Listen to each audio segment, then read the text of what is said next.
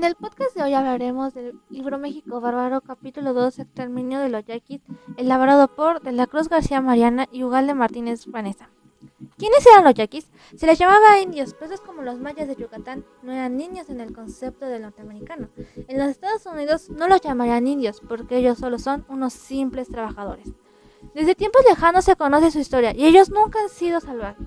Siempre fueron un pueblo agrícola que cultivaba el suelo, descubrieron y exploraron minas, construyeron sistemas de regadío, edificaron ciudades de adobe, sostenían escuelas públicas, un gobierno organizado y una fábrica de moneda.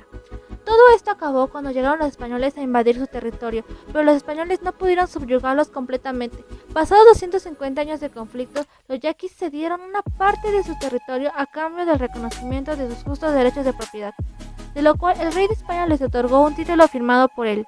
Esto sucedió hace cerca de 150 años, y el título fue respetado por los gobernantes y jefes de México, hasta que llegó Díaz. Eran los mejores trabajadores de Sonora, dijo Coronel Francisco B. Cruz, quien era el encargado de deportarlos a Yucatán. Pero ¿cómo era el aspecto de los yaquis? Los yaquis tienen un admirable desarrollo físico debido por sus anchos hombros, su pecho hondo, sus piernas nervudas y su cara curtida. El yaqui típico es casi un gigante y su raza es de atletas.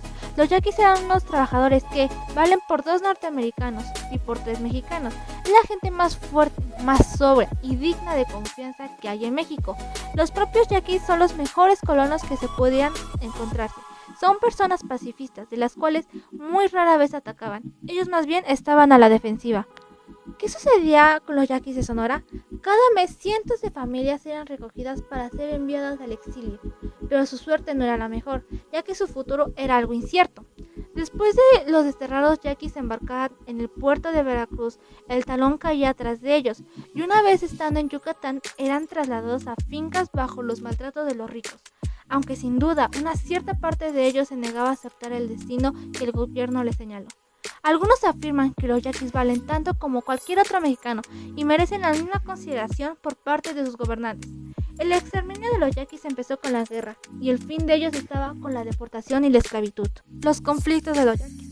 El origen de los conflictos de los yaquis se atribuye por un cierto número de políticos que tenían el propósito de apoderarse de las ricas tierras del sur de Sonora, las cuales eran propiedad de los yaquis desde tiempos inmemoriales. Los gobernadores desde entonces en Sonora han sido Ramón Corral, vicepresidente de México, Rafael Izabal y Luis Torres. Como no se efectuaron elecciones populares de ninguna clase, esos tres no eran responsables absolutamente ante nadie, excepto del presidente Díaz, y la autoridad de ellos en Sonora ha llegado a ser casi absoluta. Los yaquis fueron a la guerra contra Maximiliano, enviaron soldados para ayudar a México, y muchos de ellos se distinguieron por su brillante actuación. Sin embargo, el gobierno de México se aprovechó de esto para poder apoderarse de sus tierras, donde confiscaron 80,000 pesos que el jefe Cajeme que tenía depositado en su banco. Finalmente enviaron hombres armados a arrestar a Cajeme, pero no lo encontraron, por lo que prendieron fuego a su casa y a los de los vecinos. Abusaron de las mujeres del pueblo, no respetando siquiera a la mujer del propio Cajeme. Fue entonces donde los yaquis se levantaron en armas, y el gobierno de México se ha mantenido en el territorio de los yaquis, con un ejército contra este pueblo, con un contingente que varía entre 2,000 y 6,000 hombres, donde en la lucha han muerto decenas de miles de yaquis y de soldados, y muchos centenares de aquellos fueron ejecutados después de estar en prisión. A los pocos años de lucha fue capturado el jefe Cajeme, al que ejecutaron públicamente delante de muchos yaquis en que habían caído prisioneros junto con él. Finalmente, en 1894, de modo repentino, les arrebataron todas las tierras. Por decreto del gobierno federal se les quitaron las mejores tierras y las traspasaron a un solo hombre, el general Lorenzo Torres, que era el jefe militar en Sonora y que por entonces era segundo en el mando. Atrocidades que hizo el gobierno. El 17 de mayo de 1892, el general Otero del ejército mexicano ordenó aprender a los yaquis, hombres, mujeres y niños que había en la ciudad de Nafogoa, y colgó a tantos que se agotaron las cuerdas disponibles, siendo necesario usar cada una de ellas de 5 a 6 veces. En julio del mismo año, el coronel Antonio Rincón tomó prisioneros a 200 yaquis, hombres, mujeres y niños, y los embarcó en el cañonero El Demócrata, echándolos después al agua entre la desembocadura del río Yaqui y del puerto de Guaymas, pereciendo todos ellos. Suicidio. En febrero de 1908 circuló una noticia similar a los accidentes anteriores, pero el coronel Francisco Cruz declaró que esa noticia no era cierta. Los yaquis se ahogaron, pero no fueron culpables las autoridades, teniendo en cuenta que el gobierno en esa época no mataba a los yaquis, ya que él los vendía. Fue suicidio, nada más que suicidio, aseveró el coronel. Esos indios quisieron frustrar la ganancia que nos correspondía como comisión y por eso arrojaron a sus hijos al mar y saltaron tras ellos. Yo estaba a bordo y lo vi todo. Oí un grito agudo y vi a algunos de los tripulantes corriendo hacia el lado del estribor.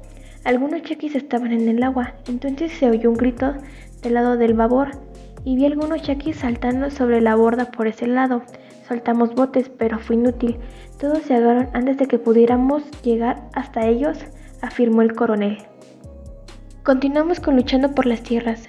En 1898 se dotó por primera vez a las tropas del gobierno con rifles Mauser mejorados, y en ese año entraron en contacto y destruyeron a un ejército de yaquis en Mazocova, contándose los muertos en más de 1000. La guerra terminó empatada, después ya no hubo grandes batallas, y a los guerreros yaquis simplemente se les cazaba y millares de ellos optaron por rendirse, convirtiéndose algunos en obreros de las minas, otros encontraron empleo en los ferrocarriles y el resto como peones agrícolas. Parte de la tribu yaqui perdió su identidad y se mezclaron con los pueblos cercanos, y estos yaquis pacíficos eran los que se aprendían y se deportaban a Yucatán. Unos cuantos yaquis, quizás 4 o 5,000, siguieron luchando por sus tierras, situados en los picos accesibles que se han fortificado en lo alto de la sierra del Bacatete, que bordea lo que era antes su país. Por allí corren manantiales perennes de agua fresca y en aquellos acantilados casi perpendiculares construyeron sus hogares, plantaron maíz, establecieron a sus familias y cantaban a veces a los fértiles valles que una vez fueron suyos. Varios miles de soldados siguieron persiguiéndolos, y aunque los soldados no llegaron a esas alturas de la sierra, acechaban a los indios en las cañadas y disparaban contra ellos cuando bajaban a comprar carne, telas u otros artículos que necesitaban para su subsistencia. ¿Y quiénes eran los renegados?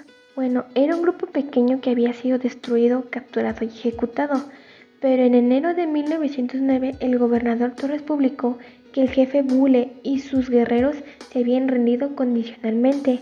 Había varios centenares de yaquis en los desempeñaderos del Bacatete que se negaban a rendirse. Estos estaban fuera de la ley, de la comunicación con el mundo, no tenían relación con el elemento pacífico de su raza. Pero con la existencia de estas personas renegadas, el gobierno tenía una excusa para aprender a pacíficas familias mexicanas y reportarlas a razón de 500 por mes, haciendo sufrir tanto a mujeres y niños como personas adultas. Y finalmente, ¿cómo era la suerte del yaqui? En la primavera de 1908 se publicó en periódicos norteamericanos y mexicanos una orden del presidente Díaz, disponiendo de modo terminante que todos los yaquis, donde quiera que se encontrasen, ya se fueran mujeres, hombres o niños, deberían ser apresados por la Secretaría de Guerra y deportados a Yucatán, y así terminando como esclavos por el resto de sus días. Y así es como concluimos este capítulo 2, el exterminio de los yaquis. Espero que les haya gustado. Hasta la próxima.